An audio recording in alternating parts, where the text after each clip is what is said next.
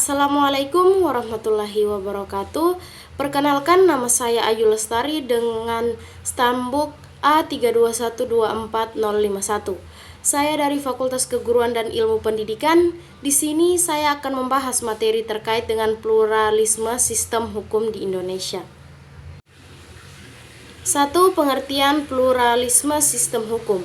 Pluralisme sistem hukum adalah berlakunya banyak sistem hukum bagi semua golongan dalam satu wilayah, khususnya di Indonesia, yaitu secara bersamaan berlaku beberapa sistem hukum, yaitu hukum adat, hukum Islam, dan hukum Barat. 2. Latar belakang sejarah perkembangan pluralisme sistem hukum di Indonesia. Sejarah awal Indonesia memiliki sejarah panjang dengan berbagai sistem hukum yang hidup berdampingan. Sebelum kolonialisme Belanda, hukum adat menjadi sistem hukum utama di berbagai wilayah di Indonesia. Hukum adat ini berakar kuat pada tradisi, nilai-nilai, dan kepercayaan masyarakat setempat.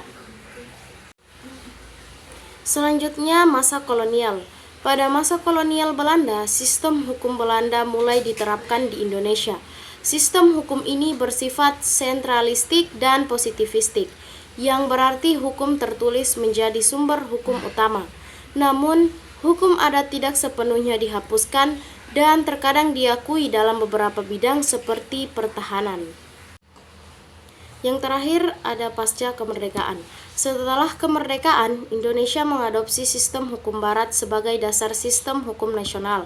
Namun, pengakuan terhadap hukum adat tetap ada meskipun perannya terbatas. 3. Berbagai sistem hukum di Indonesia. Yang pertama ada hukum adat.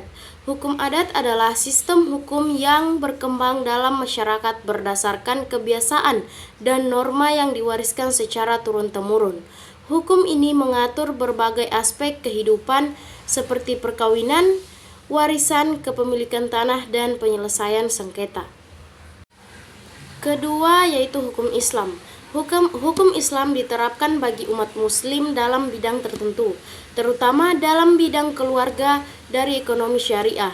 Di Indonesia, hukum Islam diakui dalam sistem peradilan melalui pengadilan agama. Ketiga, hukum positif dan biasa juga disebut dengan nasional. Hukum positif adalah hukum yang diberlakukan oleh negara dalam bentuk peraturan perundang-undangan. Hukum ini bersumber dari konstitusi, undang-undang, dan regulasi pemerintah lainnya. 4. Yaitu hukum kolonial. Beberapa hukum yang diwarisi dari masa penjajahan Belanda masih berlaku hingga sekarang, terutama dalam bidang hukum perdata dan dagang.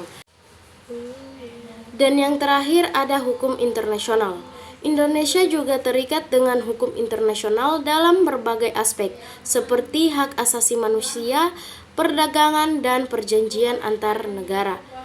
Itulah tadi penjelasan dari saya mengenai pluralisme sistem hukum di Indonesia.